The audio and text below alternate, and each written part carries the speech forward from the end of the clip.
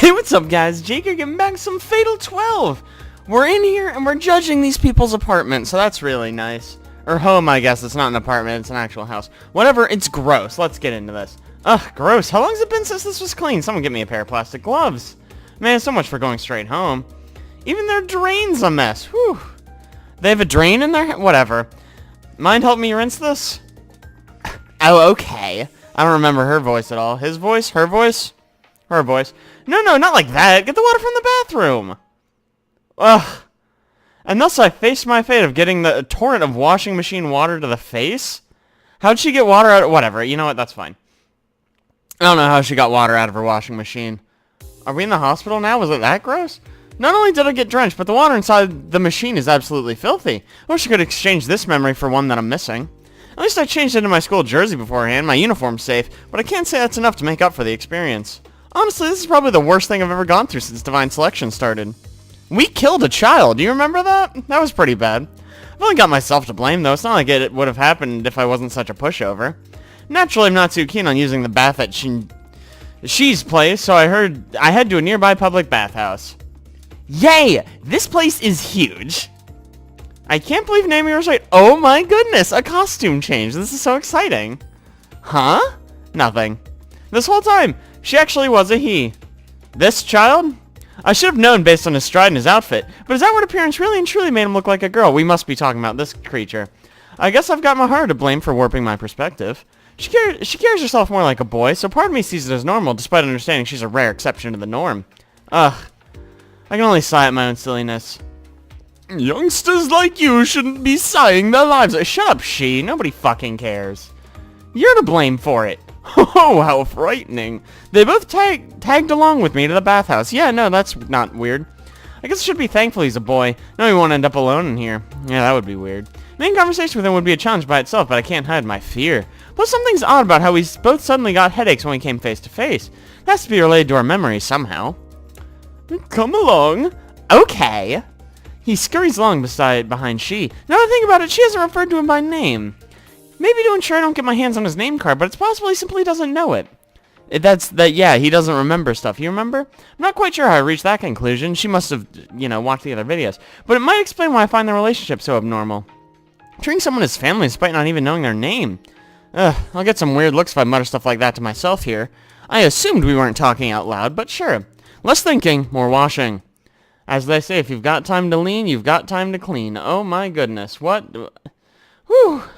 A sigh pours out of me as I soak in the warm water. My goodness, this was unexpected. I guess we went to a bathhouse, maybe not that unexpected. This summit's a relaxed one, though. I usually just take a shower at home, so it's been a while since I've gotten to enjoy a bath like this. It's been even longer since I was last at a bathhouse. I was still in elementary school, so I came with my gran. Gran. I whisper quietly so the sound of the faucet will drown it out. I still message and talk to her over the phone, but I haven't seen her at all since March. She's my one and only family. I can't blame her since she has other relatives, but it's hard not to feel lonely sometimes. Then again, I should be thankful she's away right now. Otherwise, she'd run the risk of being taken hostage by people like number 11. Don't need to worry about Leth being targeted, at least. Not like it can talk. It can. It's a talking cat. Next time I'll be able to see her over summer vacation, I'll be sure to pay her a visit. Summer vacation. Assuming I don't get eliminated, Divine Selection's scheduled to end around then. So I won't ever get to see her again if I'm eliminated. Well, until she dies. She's old, right? However, being the sole survivor means I won't be able to see Maharu again either. Sonia's words come to mind. It's possible to alter fate so it lets both of us make it through together. There's still so many unknowns within Divine Selection, but I feel like I know which answer I should be pursuing. Thinking about Sonia caused my eyes to tear up, but I suck it up and keep them from falling. They more like crash around me, you know? I need to focus on what I can do right now. Things didn't go quite as expected, but I can still make the most of this situation. That's the conclusion I've come to. My initial plan was to get my hands on She's and that boy's info, but I can leave that alone for now. I'm pretty sure they don't think poorly of me. In that case, it's possible for me to form an alliance with them. Doing so will put me on level ground against the likes of Alan, Scorpion, and number 11. However, I'm not convinced I have it in me to eliminate those two when the time comes. I feel like I'd struggle with it even now. I lack Maharu's determination. Even if Sonia asked me to eliminate her, I highly doubt I would have been able to do it. Let's think about something more pleasant, like the fireworks display we all promised to go see, for example, which happens to take place after Divine Selection ends. It's impossible to influence my thoughts away from Divine Selection, considering it's a death game that's been consuming my entire life up until now, so I resort to counting the droplets of water as they fall from my hair. Wow, that sounds really boring. And we leave. Great. Bangin'. Is there a reason you waited for me? Both she and the boy are perched on the sofa by the entrance. The boy's fallen asleep with his back against it, though. This one was rather adamant, you see. Fell asleep before you finished, though. Hardly surprising with that frame. Must be exhausted after fighting 2 large foreigners. You could have just left with him. Oh, come now, he was giddy about being able to speak with someone around his age, kind of. I can only assume he had no friends before. Well, that's very mean of me, but fine. Now he's being avoided by those in his neighborhood. Are he and I really that close in age? He's not much smaller than me, but his attitude and facial expressions make him seem years younger. I give the boy another look up and down. I honestly find it hard to believe someone like him could make those two retreat. Which is understandable, but something similar happened before he beat the shit out of my mother. I wait for him to follow up, but he offers a smile instead. Oh, I'd like to go on, but boy, am I thirsty. Oh my. Am I coming on too strong? Could you perhaps get me some coffee milk? I'd hate to wake him up by moving. Sure. I return after grabbing something for the both of us. Oops, I only brought enough to pay for the bath. Do you mind if I pay you back later? Fuck you, old man. Pay your dues. This is intentional, isn't it? Oh, not at all. Unimpressed as I am of an old man mooching off someone my age, I'm better off forcing him to keep talking. Oh, it wasn't too long after I'd met him, you see. He'd woken up in the middle of the night, so I took him out for a walk. I got his leash. I had to use the restroom while we were out, and fortunately a nearby park had one. After taking care of business, I returned to find him gone. His curiosity had gotten the better of him, leading him to chase a small animal. He really is like a dog. I was joking, but fine, he chased a squirrel up a tree. As I wandered around looking for him, 3 young men approached. Not friendly youngsters either, they were the type to prey on old men. Even I'm aware I don't look well off, but I hardly doubt they cared. They were satisfied with any target weaker than them. One punched me before demanding I give them my money. Another stood by, bat in hand. That's awful, they caught a bat right out of the air? However, he came back during that. After processing the situation, he asked me a simple question. He asked, are these people trying to hurt you? And I said no, they're succeeding in hurting me. Part of me regrets saying yes. As soon as I did, he wasted no time in hospitalizing all 3. He picked them up and ran them straight to the hospital. What a polite young man. I'm mesmerized as he describes the event in detail. He dodged a bat swing and ripped it from the assailant's hands in one motion, following up with a solid blow to the face. He then struck the legs of the second one with said bat before smashing them in the face as well. The one who punched Shi tried to run, but the boy spun around to build momentum before flinging the bat straight at his head. He finished by knocking the final attacker off his feet, jumping on top of him and strangling him into unconsciousness. He legit strangled a guy. Cool. I didn't even have a chance to make him stop. There's no doubt she would have experienced far worse had the boy not shown up. They would have beaten him regardless of whether or not they gave him money. He approached me afterwards and casually suggested we go home. I was gobsmacked to say the least. But I wasn't afraid. If anything, I was relieved, almost as though he had saved my life. I knew I could rely on him not to buckle under the threat of violence. So do you think his body's programmed to fight like that, like Jason Bourne? Oh, most likely. He has to be aware of his own size and frailty. I can only imagine what fearsome things lay dormant in his memories. There's simply no way a child could fight like that without proper combat training and experience. Child soldiers in countries rife with combat come to mind. A soldier who's a child. Child soldiers comes to mind. Nothing slips by Rinka. I'm only aware of what I've seen in the news, but there's been plenty of pictures featuring kids holding weapons and engaging in warfare. Assuming she's right, then he might be from such a place. It would explain his cause of death, too. Being exposed to fire seems like it'd be common. I truly believe this child is kind-hearted by nature, though. He fights not for himself, but for my sake. He's also a terrorist. Now that we mentioned the fire thing, he does blow up a subway. Is that your way of differentiating him from numbers 3 and 11? Oh, there's no comparison. Especially not against people I don't know. I'm simply saying what I believe. I can't say I know much about him. And yet, for some reason, I see where he's coming from. Well, I should probably mosey along. Would you be so kind as to carry him back for me? I'd hate to wake him up now. He's doing this on purpose. I know he is. You don't think he accidentally asked you to carry him? Yeah, good call. And just like that, I end up carrying the boy home. We're both a similar size, so I need to stop and catch my breath now again. One thing I've noticed is that he's more built than you'd expect. Oh, apologies for making you do this, but my poor back just won't allow it. Just shut the fuck up, dude. Oh, how intimidating. She's the most pleasant person to deal with, I've gathered. That aside, this kid must be as young as I think based on how deeply asleep he is. Mom, why'd you have to die? Okay, this is weird. Also, don't love this placement. I hear him mumbling in his sleep. His speech differs a fair bit from how he speaks with she, too. I stop dead in my tracks. This might be what I've been looking for. Is something the matter? No, I'm just tired. He's very fat. I move his attention away from me with that answer. Doesn't seem like he's noticed what just happened. I repeat the boy's words in my head as we're walking along. It has to be his regret. I'm gonna assume his amnesia doesn't restrict the content in his dreams. Why would that be the case? That doesn't make a lot of sense, but fine, I'm not a brain doctor. In the same vein, it's no stretch to say he lost his mother at a young age due to where he was raised, which means his regret shouldn't be too hard to guess. I do my best not to think about it any further, though. I best save it for when I get home. She might realize I've obtained number 4's regret card if my book starts to glow here. Ideally, I'd want to avoid making them wary of me. I can feel the sweat running down my brow. Not from the nerves, it's because I'm exerting myself right after a hot bath.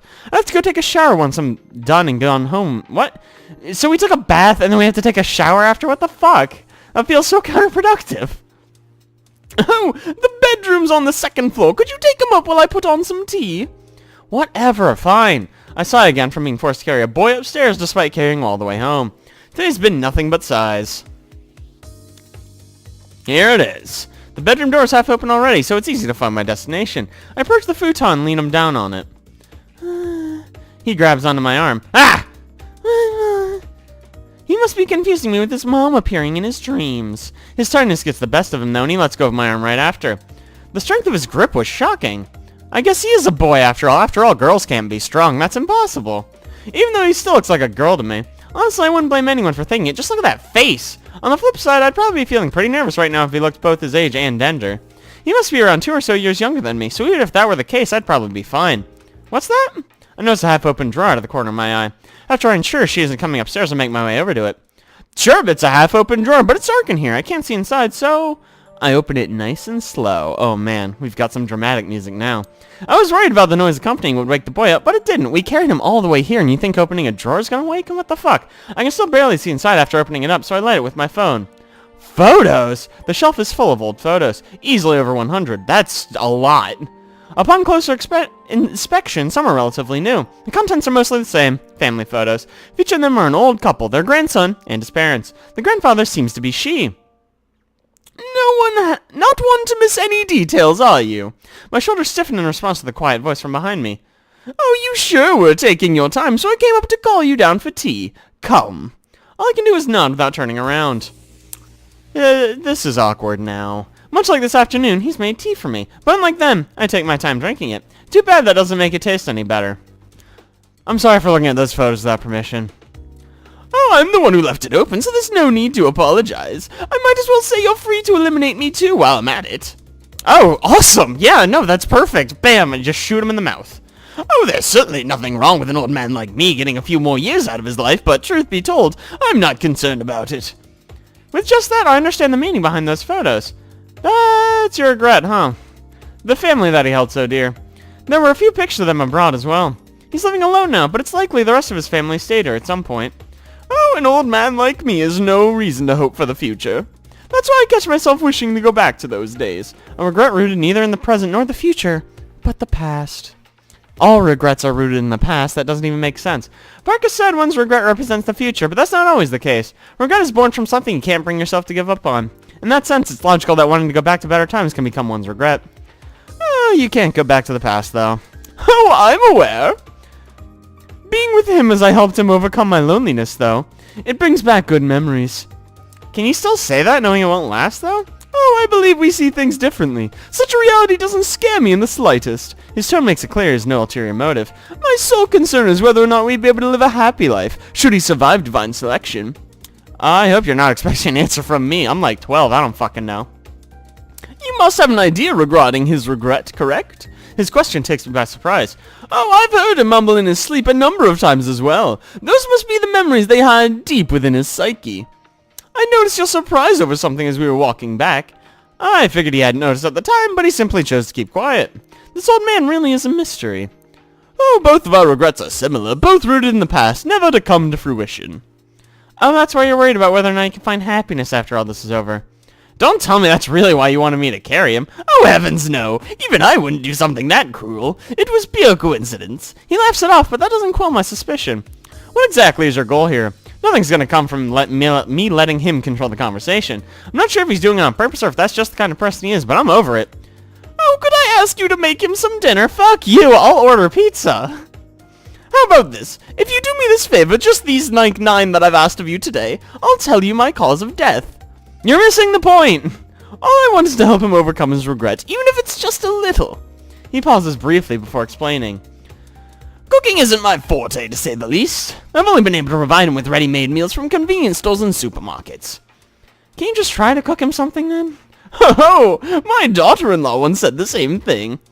So you did live together at one point, then? Only for a few years after my son's marriage. My wife passed away some time before then, so both of them came to live with me. They left not long before my grandchild was born, though. I haven't seen much of them since. There's a tinge of sadness in his voice as he recalls his past. His regret may have come during the time when they were living here. I've never seen him look so emotional. That's all I need to confirm that his regret is rooted in those days.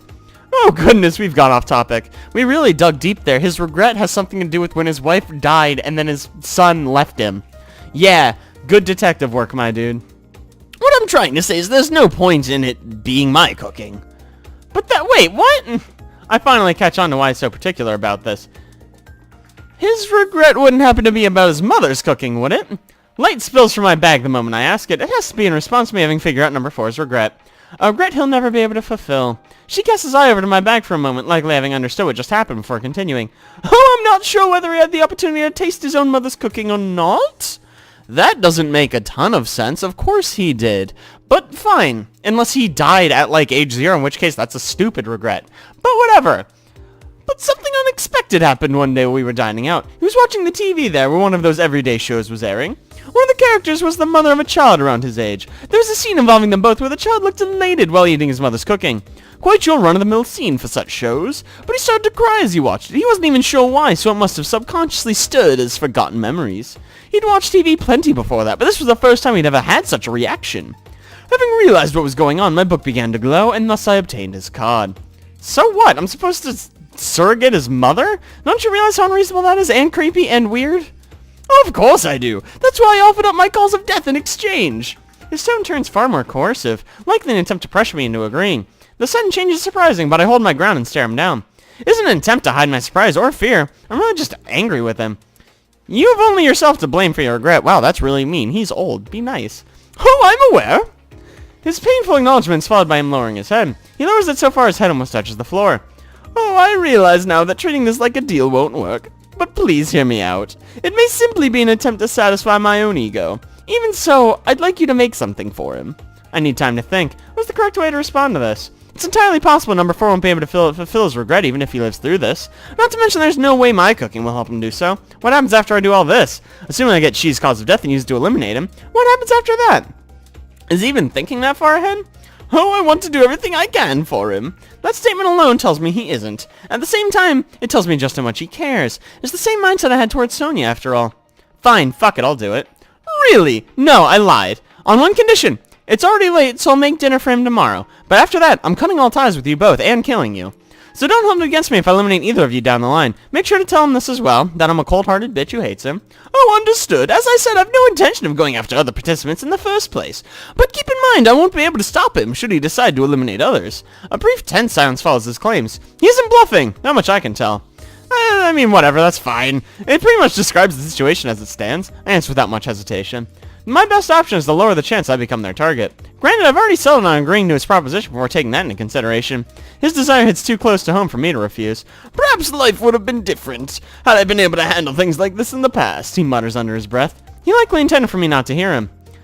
So I'm gonna leave. For real this time. I'll be back around 6 tomorrow. Don't worry about the shopping, I got this. Very well, it's about time I wake him up too. I watch as he pulls himself onto his feet. Is something the matter?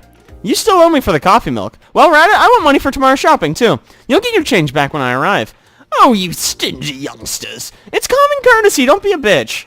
I agreed to cook for him, but I certainly won't be preparing a 5-star meal. Only 4.5. I'm sure she will wriggle out of paying me back unless I demand it right now, so there you have it. He eventually gives in and hands me 3,000 yen notes. After that, I can finally leave. Good work, we got paid by an old guy. Go team. And before we go to bed, I'm going to draw this episode to a close. So thank you guys so much for watching. I really appreciate it. If you like that, don't forget to like, subscribe, be sure to tune next week for more Fatal 12 with yours truly. I'll see you guys then.